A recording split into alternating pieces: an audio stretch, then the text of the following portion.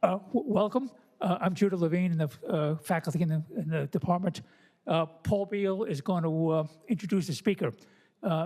This is our last Saturday for this term, and we'll be back next term. So stay tuned, and we'll be sending out notices probably in August or so. So come on back. Thanks. Paul. Thank you. My name is Paul Beal. I'm a member of the faculty here, and I first met Allan 41 years ago when I interviewed here. And so Allan was from New York, earned his undergraduate degree from Columbia University, his PhD in physics from Cornell, did postdocs for a while, and then he joined the faculty here in 1967 in the high energy physics group. Sometime in the 70s, you switched to history and philosophy of science, and he is one of the leading history and philosophy of science folks in the world. So welcome, Allan Franklin. Well, thanks, Paul, for that. Adding to my, or subtracting from my 15 minutes of fame. What Andy Warhol didn't say is he never talked about how big an audience you have for your 15 minutes, which in history and philosophy of science is small. I want to thank all of you for coming on such a nice day when you would probably be outside enjoying things. I would be cycling, so. And let me, before I begin, say that I may be talking about some science that you haven't seen before. If so, if you have a question, please raise your hand, or if I don't see you, please interrupt and yell, hey, and ask a question, because if you have to wait to the end, you're going to miss out on things. Okay, so no scientist or even a generally educated person doubts that science is based on evidence provided by observations and experiments. And in this talk, what I'm going to talk about are what kinds of good experiments there are. But before I start the thing, I have a few comments to make. This is Christopher Hitchens' famous comment, that which can be asserted without evidence can be rejected without evidence. There is a corollary to that. That which is asserted for which there is good evidence against it should be rejected, and that which is asserted with good evidence should be accepted. Here are a couple of examples of experiments that didn't work out. Here's Galileo and the Leaning Tower, where first of all, it's doubtful there's good evidence that Galileo never did the experiment. It was a thought experiment. But one of the problems he faced was, which side of the tower do you drop the objects on? It's not trivial, by the way, to drop two objects at the same time. Our colleague, John Taylor, once did an experiment from the top of Gamow Tower, and the hardest thing to do is to get two objects to fall at the same time. Doing it with two hands doesn't work. And here's another experiment where somebody overlooked an important confounding factor, namely gravity. Okay, so I'm going to talk about different kinds of good experiments.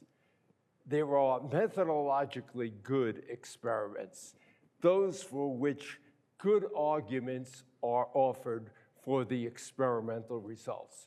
This is an absolute requirement that arguments and good arguments be presented. Just because somebody says, I have measured something, doesn't mean you should believe it. There are conceptually important experiments which are tied to theory. They can confirm a theory, they can refute a theory. They can call for a new theory. There are all sorts of roles it can play. There are technically good experiments, experiments that measure something better than it's been done before. And this happens often, and it's an important, and then there are pedagogically important experiments, which are expository and explanatory, and usually appear in textbooks. And however, they are not always historically accurate. How many of you know an experiment from the history of physics that is of some importance? Yeah. Michelson-Morley. Do you know that Einstein didn't mention Michelson and Morley in his 1905 paper? I have a long paper somewhere called Physics Textbooks Don't Always Get It Right. But it does serve Einstein, however, recognized that it was important pedagogically. In his book explaining special relativity, he used it, even though it wasn't in his original paper. Okay, so. For those of us who don't know, what is the Michelson-Morley experiment? Okay, the Michelson-Morley experiment was an experiment to measure the velocity of the Earth relative to the ether. The ether was this medium through which electromagnetic waves were supposed to propagate. And what Michelson and Morley found was, in fact, that there was no evidence for an ether. And pedagogically, it led Einstein to speculate that the velocity of light is constant for all observers. Okay. So I'm going to discuss, here's a list. Yeah. How do you distinguish between the four categories that you mentioned in the previous slide? So something could fall into multiple categories. What? Something could fall into multiple categories? Good experiments will usually fall into more than one. The one that is absolutely required is number one, that it be methodologically good. It's also nice if an experiment increases our knowledge of the world and such, but When you say methodologically good, can you describe it in a little bit more detail? I can't. Can you describe it in a little bit more detail? I will give you examples. That's better than long. I'm about to give you two long lists, which you should pay very little attention to. This is a list of all the different roles that experiment can play. And when I first started doing the history and philosophy of science, philosophers of science thought there was only one role for experiment, namely testing theories. I now have 10, and I don't think the list is complete. And here are some of the strategies also.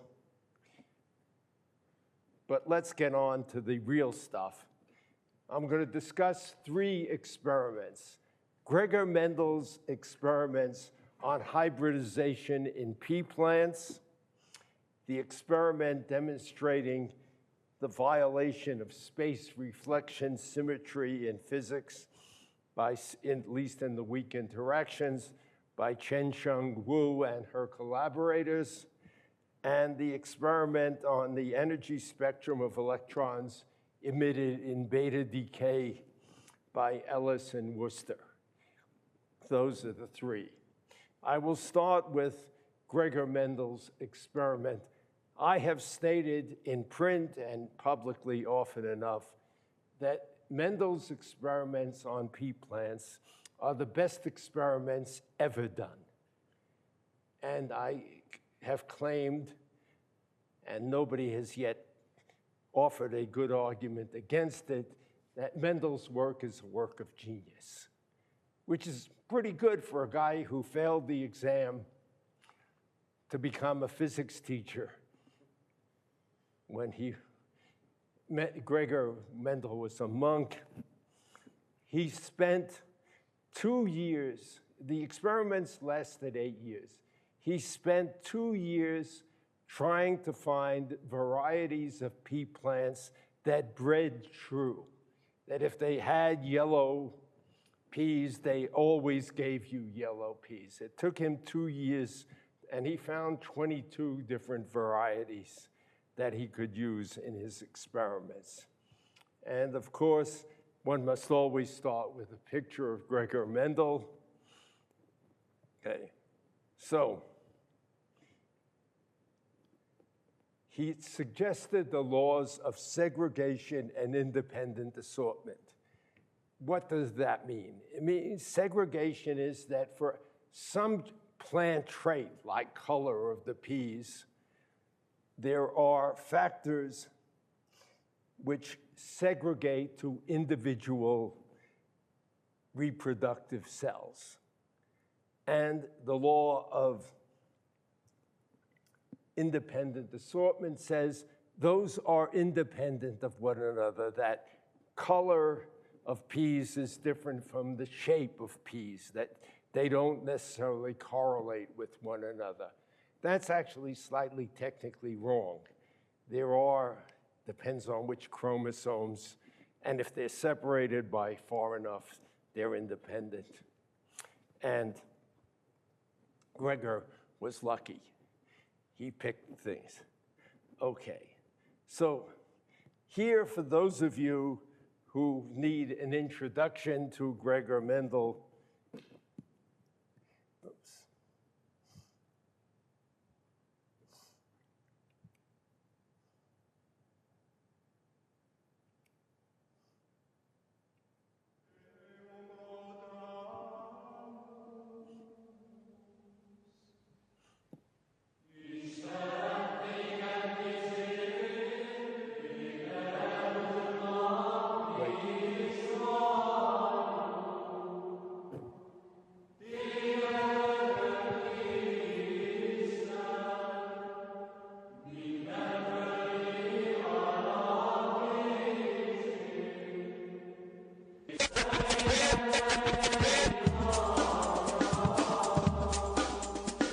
There was an Austrian monk called Gregor. He looked at something never done before. I said Gregor Mendel was his name.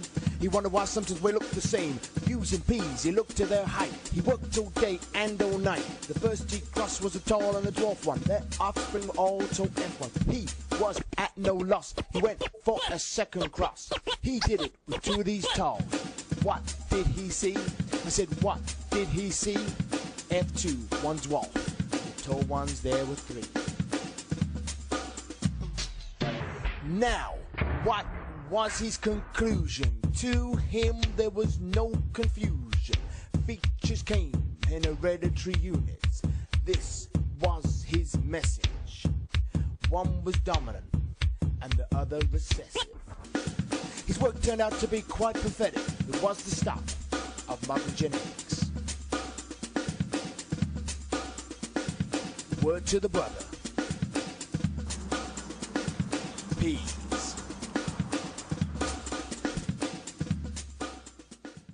The Gregor Mendel rap, for those who want to look it up. Okay. So here's what the song tells us. If, for example, you have factors which are dominant and recessive, the capital and the small letters, and you cross them, what you find in the first generation, if you just cross a pure dominant with a pure recessive, what do you get? All dominants. But if you go for a second cross, as they say, you cross two hybrids, what do you get? You get three that show the dominant trait and one that shows the recessive trait. And of those three that show the dominant trait, one is a pure dominant, the other two of them are hybrids. And this is what Mendel predicted, and this is what he experimented with. And here's what you get if you do the algebra type thing. You get 3 to 1. And here's Mendel's results for this first, the F2 generation, as it's called. Notice he gets a ratio of 2.98, which is about as good as you're going to get. It's within statistics, certainly, of 3 to 1. Okay. Now, but Mendel wasn't satisfied with that. He wanted to know if the 2 to 1 ratio of hybrids to pure dominance was correct. And so what did he do? He took 100 plants and planted 10 seeds from each one. And if they all gave the dominant trait when they showed up, he said, yeah, those are pure dominants. If one of the 10 showed up as a recessive, he said it's a hybrid. And here's Mendel's results. Oh, by the way, this is important. Mendel showed you the results he got for individual plants in the experiments. This should be the 3 to 1, and they're all over. Plants don't give you nice, neat 3 to 1 all the time. And here's the results from the 2 to 1 ratio. Now, as you notice, the end result is 399 to 201. That's about as good, close to 2 as you're going to get. Notice, however, number 15. This is important. Does anybody see what it says? What does it say? Repeat. Mendel wasn't happy with experiment number 12 on pod color because it came out to be 1.5. It wasn't so much that it was far from 2, it was that it was a ratio of integers. It was 3 to 2, and that worried him, so he did it again, got a result of 1.86, and he said, okay, 2 to 1 is good. Okay, what would you do next? He said, okay, let's see what happens if we do 2 traits, which he did. If you have, this is the dihybrid experiment. He used seed shape and cotyledon color, angular or round. Round is dominant, or yellow and green. Yellow, it's dominant. I don't know. He must have been using different peas. The only peas I've ever seen are green. My wife eats lots of peas. I don't. Okay, and the ratio, if you work it through, should be 9 round and yellow, 3 angular and yellow, 3 round and green, and 1 angular and green. And the numbers he got, 315, 101, 108, 32, are as close as you'd like to 9331. And he worked out what the genotypes were. This is what the plant actually looks like is called the phenotype. What's determining it is the genotype. And that comes out ratio 1, 2, and 4, as you would expect. Okay, what did he do next? Tried it with 3. He's being very careful here, and here it is. It comes out exactly 1, 2, 1 all the time, and it just right on again. Did he do these in successive years? Sometimes he could get more than 1 crop in a year. Yeah, but he did it for 6 years. He was not big on publishing immediately. He wasn't on the university faculty. He was in a monastery. So, and here's Mendel's results for the trifactorial for genotypes. Again, it all works out very nicely. Now, Mendel had done in all these early experiments, he put the dominant on the egg and the recessive on the pollen. And he said, what if that does something? What if that biases my results? So he rigged experiments in which he could test whether that made any difference. He crossed hybrids with pure dominance, and again, the ratio he should get is all ones in this particular experiment, and guess what he gets? All ones. He shows it doesn't make any difference. He's being, and here, it turns out that Mendel's garden was also the source of food for the monastery. And as the cartoon says, Brother Mendel, we grow tired of peas. Okay, now, okay, so let's look at how good it was. It was exploratory. There was no theory of hybridization when Mendel did his experiments.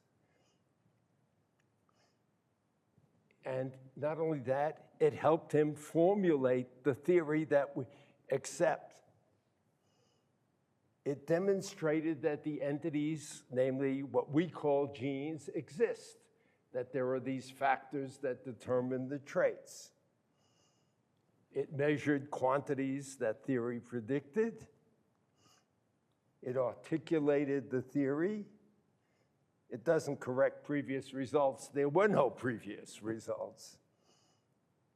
Okay. And it wasn't, it was a new experimental technique because nobody had ever done it. Mendel's work was published in 1865, or in the 1865 edition of the journal.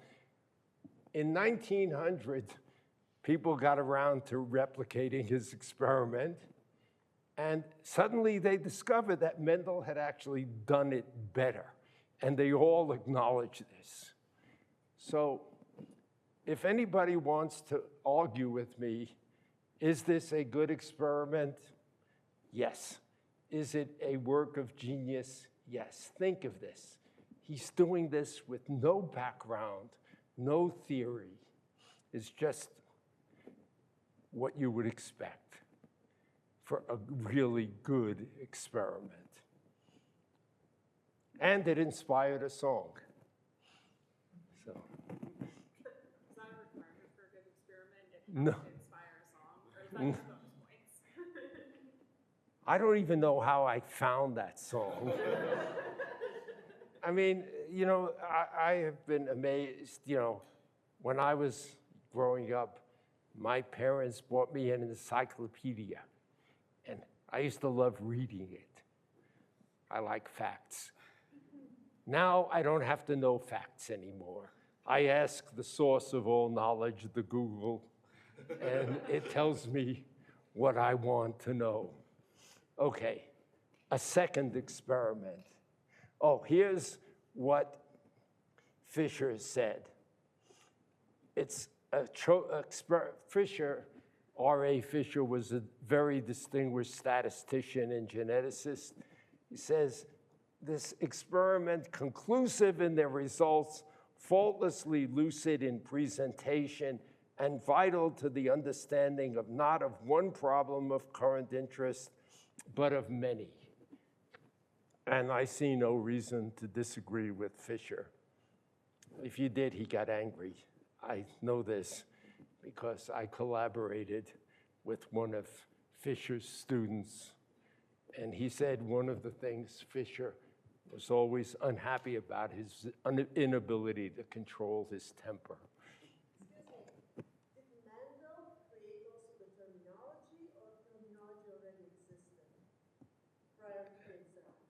I think traits and characters are ordinary usage by then. Genes come, and chromosomes, of course, come much later.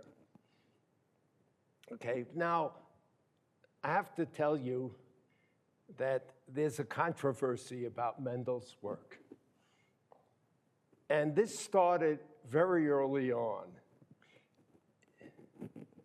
In 1902, H.R. Weldon says, the results accord so remarkably with Mendel's summary that if they were repeated a second time, the chance the agreement would be about 1 in 16. That Mendel's work looks too good. Here's a letter that Weldon wrote to Fisher. Note what's, you see, you got to be careful about historians. They find things. This is a letter from Weldon to Fisher. Notice what's crossed out. Remembering his shaven crown, a reference to Mendel being a monk, I wonder if the results are not too good. And then he says, I don't think they're too good. In Fisher himself, in a talk given at Cambridge in the early 20th century, also remarks that these results are very good. In 1936, Fisher writes a paper called Has Mendel's Work Been Rediscovered? He's actually chastising the biology community, the genetics community, for actually not reading Mendel. By the way, Mendel's work is available in English translations. It's a joy to read. You know, it's so clear that even those of us who took biology a long time ago, but after DNA, can read it. It's worth reading. I gave a seminar over in one of our biology departments here, and I asked the audience how many of them had actually read Mendel's paper. Guess how many? Yes, you're right, 0. I mean, it's not a hard paper to read. It's, in fact, easy. Okay. What Fisher does in 1936 is he calculates the chi-squared. Don't worry about what it means. Chi-squared tells you how well your data fits your theory. And if everything is normally randomly distributed, you should get a chi-squared of 1 for every degree of freedom, for each degree of freedom. Fisher, and by the way, this was a major effort because in those days you actually had to do integrals numerically to get the chi-squared. Now you go to the Google and say, here's the chi-squared, here's the degrees of freedom, what's the probability?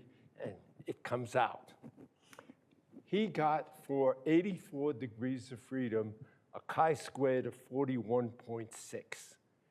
The chances of getting a better fit than that are 7 in 100,000.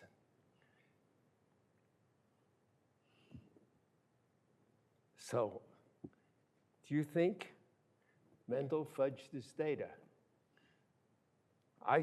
When I was working on this, one of my colleagues asked me what you were doing, and I said I was working on Mendel's data. And he said, oh, everybody knows he fudged it. To which my comment was, no, everybody doesn't know that. Well,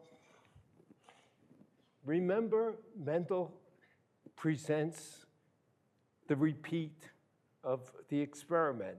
He presents data from individual plants that aren't in exact agreement.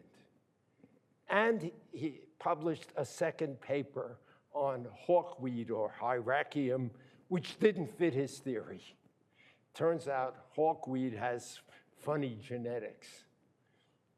And so there's no evidence that Mendel fudged his data. And if you don't want to believe me, believe 4 of my friends, A.E.F. Edwards, Dan Hart from Cambridge in England, Dan Hartle from Harvard, Dan Fairbanks, who wrote this great biography of Mendel from Utah Valley, and Teddy Seidenfeld from Carnegie Mellon. If you want to know really more about the Mendel-Fisher controversy than you probably want to, there's a book by myself and my 4 friends arguing this. It's self-contained, too. It gives you one of the translations of Mendel's paper. Actually, we included the version that Fisher used. We were being careful. And our unanimous conclusion was that Mendel did not fudge his data. Well, the fact that he shows, oh, I did that experiment again, Yeah. that's an experiment is also Yeah, true. yeah. Is that one right? Let's Yeah. go do it again. How many of you have ever fudged data in a lab? Oops.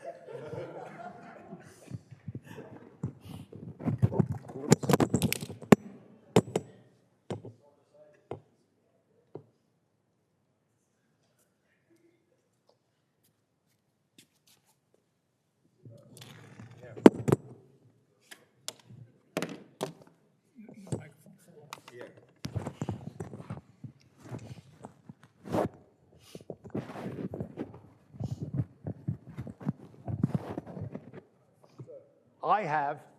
I'll tell you, it's harder to fudge data than to take it. But the fact that he did it again Yeah. and published it, no one, Yeah. I don't think anyone would call that fudging anything. Yeah, I mean, but it does. If you had left those out of the analysis, you wouldn't have been so close to, this Yeah. arbitrary number that Mendel could not possibly have known. Well, it turns out, actually, that Dan Fairbanks, who's also a plant geneticist, a sculptor, a painter he's the closest I know to a Renaissance man. He wrote the biography of Mendel I recommended, actually did one of the experiments, and he got a 90% probability. So, okay, and here's the suggested title. This was done by Dan Hartle from Harvard. It was a suggestion for the cover of our book, but Pittsburgh Press didn't agree. Publishers don't like jokes and titles. Okay, now, the next experiment I'm going to talk about is C.S. Wu's experiment on space reflection symmetry. There was a problem in the 1950s called the theta-tau puzzle. There were 2 particles, the theta and the tau, that on one set of criteria, namely mass and lifetime, they seemed to be the same. But on another set of criteria, namely spin and parity, the behavior of the wave function under reflection, they were different. And nobody could solve the puzzle. T.D. Lee and C.N. Yang said, we can solve the puzzle if parity is not conserved. Now, how many of you have studied electromagnetism? How many of you know about the right-hand rules? How many of you know that the left-hand rules work just as well? That's parity conservation, left-right symmetry in nature. And what Lee and Yang said, we can solve the problem if parity is not conserved in the weak interactions. And so they proposed it in a paper, and Wolfgang Pauli said, I do not believe the Lord is a weak left-hander, and I am willing to bet a very large sum that the experiments will give symmetric results. Richard Feynman bet Norman Ramsey 50-1 that parity would be conserved. And Felix Bloch told T.D. Lee that he offered to bet his hat with other members of the Stanford Physics Department that parity would be conserved. By the way, everyone here, the name, are Nobel Prize winners. So we're not talking about dummies. Okay. They proposed an experiment, two experiments, one on the beta decay of oriented nuclei. You line up all the spins and see how the electrons in beta decay come off, either with the spin or opposite the spin. If parity is conserved, you should get equal numbers with the spin and opposite the spin. The other experiment was the sequential decay. Pion goes to muon, goes to electron. Again, if parity isn't conserved, the muon is polarized. You stop it, it has the polarization. It looks like the beta decay experiment. So this is the experiment C.S. Wu and her collaborators, Ambler, Awood, Hoppes, and Hudson did. It requires very low temperatures to keep the spins aligned. And it had to be done in a cryostat, so you had a single electron counter, so what they did was change the magnetic field and flip the spins.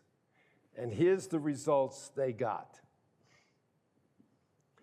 The top graph shows the polarization of the nuclei. There's ways of measuring that. And the bottom graph shows the difference in counting rate with the spin and opposite the spin. What do you notice about those two graphs? They go to 1 at the same time. The asymmetry disappears at the same time that the polarization does, indicating that it was the polarization that was responsible. Wu and company checked whether the counter was affected by magnetic fields or temperature. It was fine. They constructed sources of used cobalt-60, where it wasn't going to be polarized and they didn't see any asymmetry. Again, this is so. Yeah. What? Yeah, that's when the sample warms up. They just. Oh, okay. And you'll notice that when there's no polarization, there's no asymmetry. Okay? By the way, in the textbook that Professor Wu used in her graduate course in nuclear physics, was published in 1955. The experiment was published in 1957. The textbook says parity is conserved. How do I know this? I was there. I took Professor Wu's course, graduate course on nuclear physics. She was a very good teacher. Okay. The second experiments were by Galwin, Lederman, and Weinrich on pi meson decay, and by Friedman and Telegdi. I'll go through them pretty quickly because we're getting along. Here's by the way, the results of the Wu experiment. First was what you saw. Second is what you would expect if it was a mirror image. And third was what you actually saw when you reverse the spin. The spin reverses, and so does the asymmetry. Okay, I won't go through the details. Galwin, Lederman, and Weinreich used a pion beam from the Nevis cyclotron. They let it decay to muse. It does that anyhow. They stopped them in a target and looked at where the electrons came. They had the spins, and they applied a magnetic field to rotate the spin. And here's what you get. You would expect it to be flat, and you get a sinusoidal variation. Absolute, showing parity. Friedman and Telegdi did the same experiment with nuclear emulsions, and they saw an asymmetry of 0.091 plus or minus 0.022, about 10%. Guess who got the Nobel Prize? See, nobody knows about this. This was a major thing. They stopped classes at Columbia to tell us about it. Li and Yang, the theorists. My first book on experiment was called The Neglect of Experiment. You might call this The Neglect of the Experimentalists. Lederman later wrote that he fully expected that he and Wu would win it. Lederman later did win it for something else. Wu, unfortunately, never did win the Nobel Prize. Okay, now we get to Ellis and Wooster. Ellis, in radioactivity is discovered in 1895. It took more than 30 years to find out that the spectrum of energies of the electrons given off in beta decay was a continuous spectrum, that the electrons came off with very different energies. 30-some years. Things don't happen as quickly as they do in TV shows or textbooks. This one took, and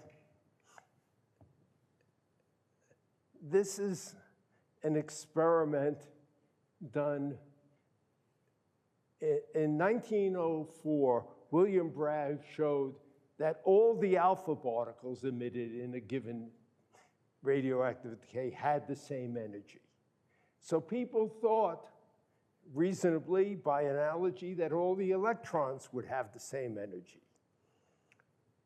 And so Chadwick is working in Berlin, this is 1914, with Geiger, who had just invented, guess what? The Geiger counter.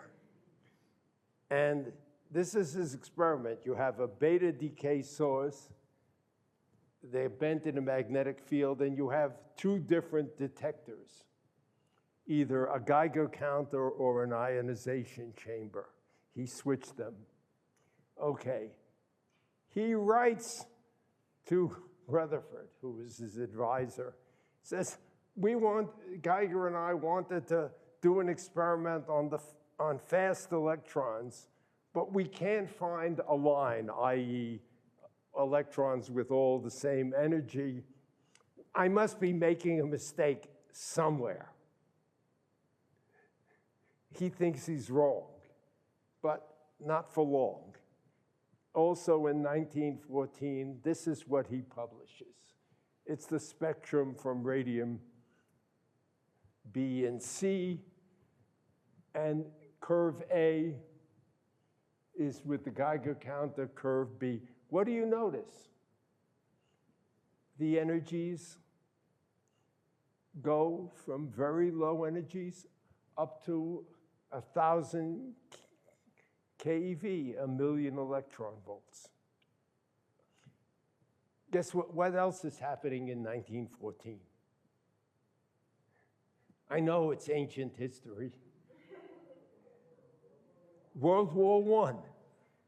Chadwick is interned in an internment camp in Germany because he's an enemy alien. And it was a different kind of internment camp. He was allowed actually to do experiments, and he enlisted the assistance of Charles Ellis, who was then studying to be in the British military as a Royal Engineer. And he liked doing physics so much, he switched, and after the war, he went back to Cambridge with Chadwick and got a degree in physics. Okay. Now, nothing much happens during World War I. Lisa Meitner, another of the fine women physicists who's doing major work on beta decay in these days, criticizes Chadwick's result, saying that if the original nucleus is in a quantum state and the final nucleus is in a quantum state, and it's only a two-body decay, the electron has to have a definite energy. And he says, and besides, nobody's repeated your work. So in 1922, Chadwick and Ellis publish a different spectrum. This is for radium B. They labeled the different decay products of radium. And what do you see? Again, a continuous spectrum. But Meitner offers some very cogent criticism. She says, look, if the electrons are emitted with a single energy, there are lots of mechanisms by which they can lose energy. They can scatter off atomic electrons. They can emit radiation. There can be Compton effects where gamma rays scatter off the electrons. She says there are lots of reasons. And so in 1925, Ellis and Wooster publish an answer to Meitner saying that, yeah, those effects are possible, but they're nowhere near large enough to explain the spectrum we see. This is what they see for radium E. Radium E, which is bismuth-210, is very good for doing experiments because it doesn't emit gamma rays. So there's no background, which is a big background in the other experiments. And here's what Ellis and Wooster say, that this spectrum of radium E extends to about 1 million volts, showing a maximum at 300,000. So you're losing somewhere like 500,000 electron volts per electron. You got to explain that. And they say, but there's no need to enter into any of these difficulties. We have a way of doing the experiment that doesn't depend on this. And there are two options. Either the energy is continuous or it's discrete. What they're going to do is do a total absorption calorimeter. Put the whole thing in a calorimeter and measure all the energy given off. You're shaking your head. It did. What do you mean it won't work? Why am I talking about it? Because there was something playing that they didn't know. No, the continuous, yeah, why they thought it was, there's, but and there was, however, a catch. If you wanted to measure the average energy of the electrons given off, you needed the total energy and the number of electrons to get the average energy. They were faced with catch-22. If you wanted to measure the total energy, you couldn't count the electrons. If you wanted to count the electrons, you couldn't measure the total energy, not with the technology available then.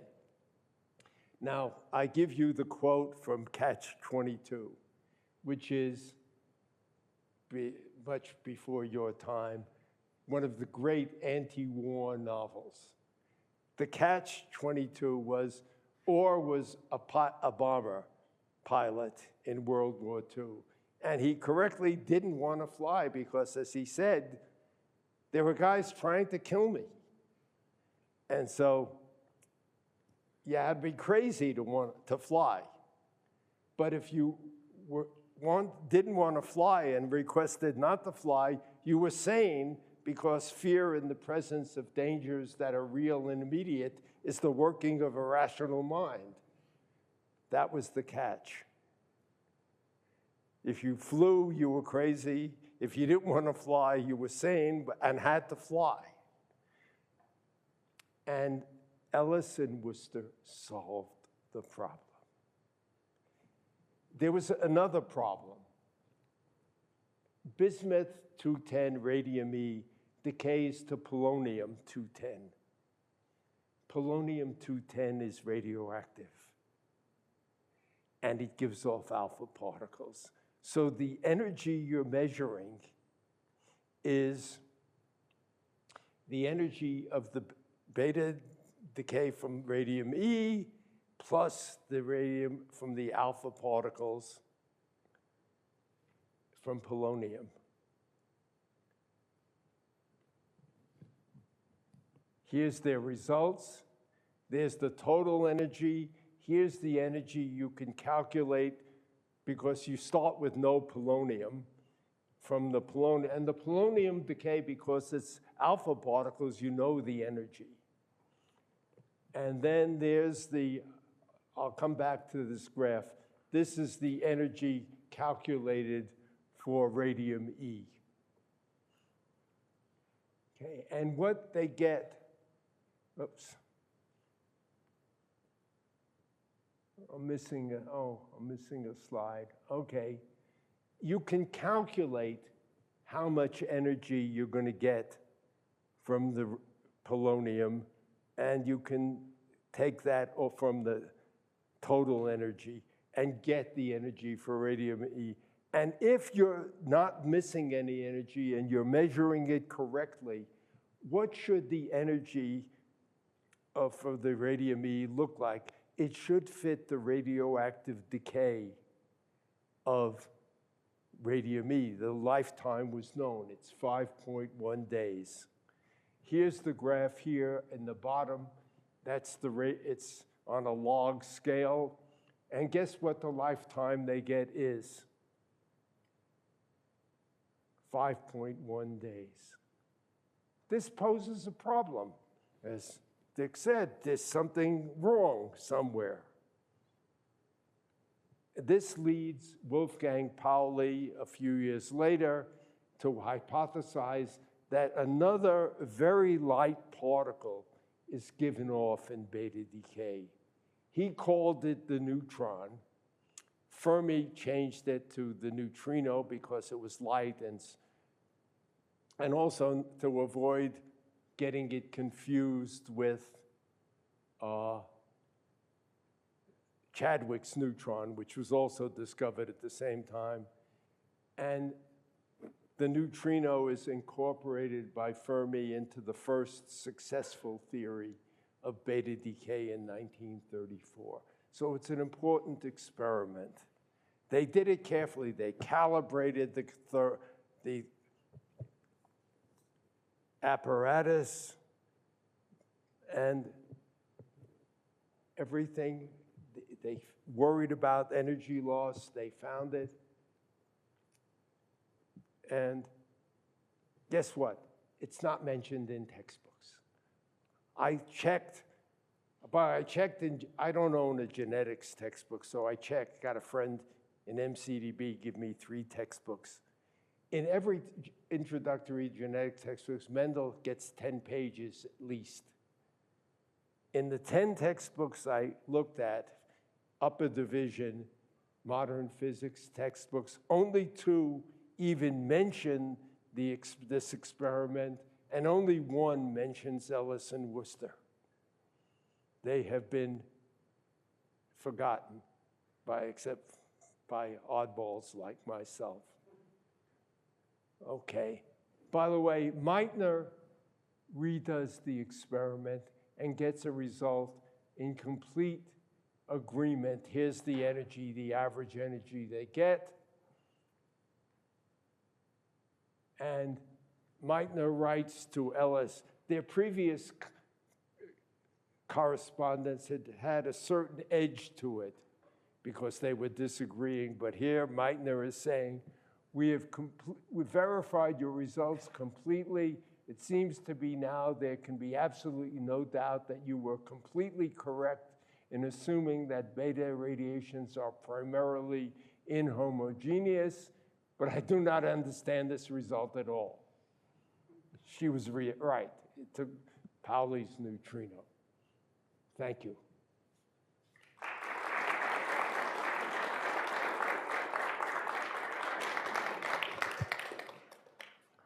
Questions?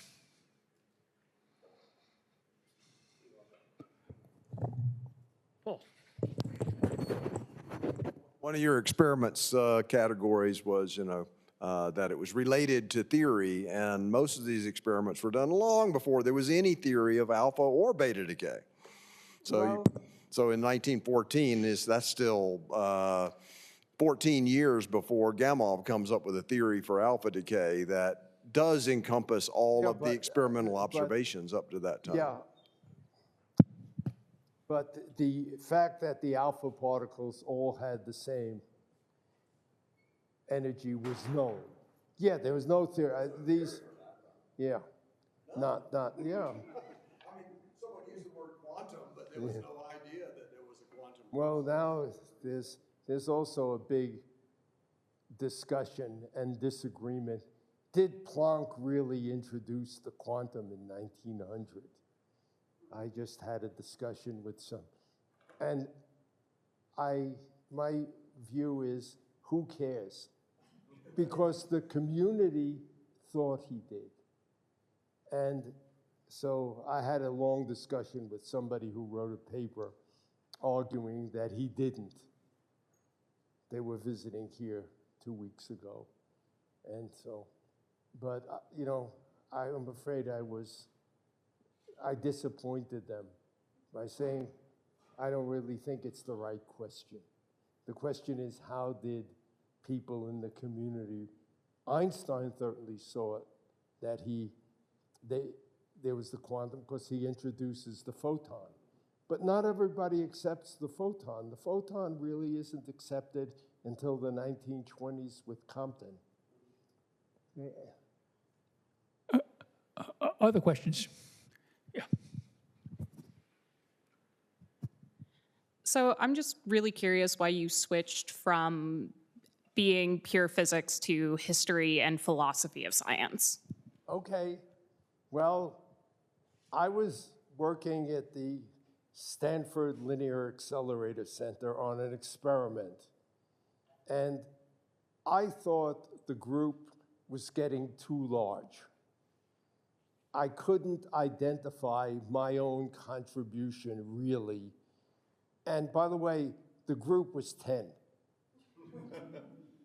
We're not talking 3,000 people in CMS or Atlas now. And so I thought that I wasn't really happy doing, and also, to be quite honest, I was mediocre at it. Of course, you have to worry about your comparison class, but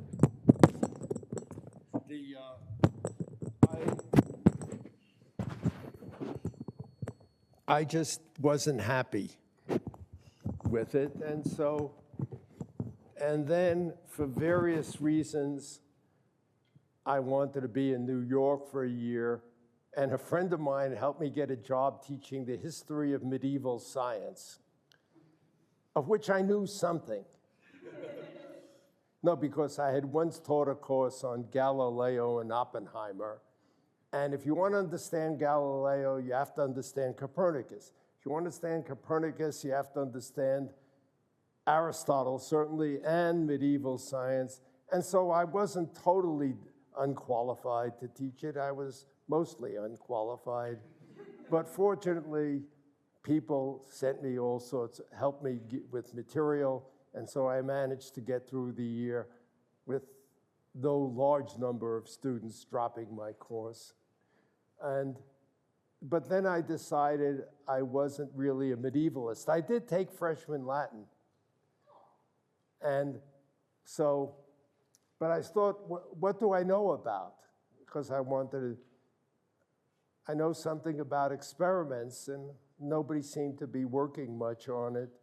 I did flirt with doing some work on science and literature. I wrote a paper called Information, Entropy, and Death about the short stories of Jorge Luis Borges, and another paper called Borges and Entropy. And I also wrote about Thomas Pynchon, The Crying of Lot 49, in which the major metaphor is the second law of thermodynamics. So, but it was sort of not by accident quite, but mostly I was not happy doing experimental particle physics. And so I left.